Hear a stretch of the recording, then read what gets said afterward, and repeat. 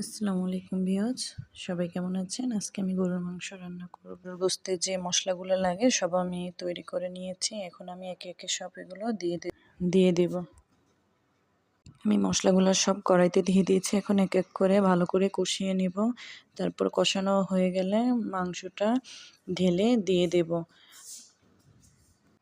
আর আমি কিন্তু মাংসটা অনেক ভালো করে কষাবো, প্রায় 2-3 বার করে কষাবো আর অল্প অল্প করে পানি অ্যাড করব। এতে নাকি মাংসের টেস্টটা অনেক ভালো আসে।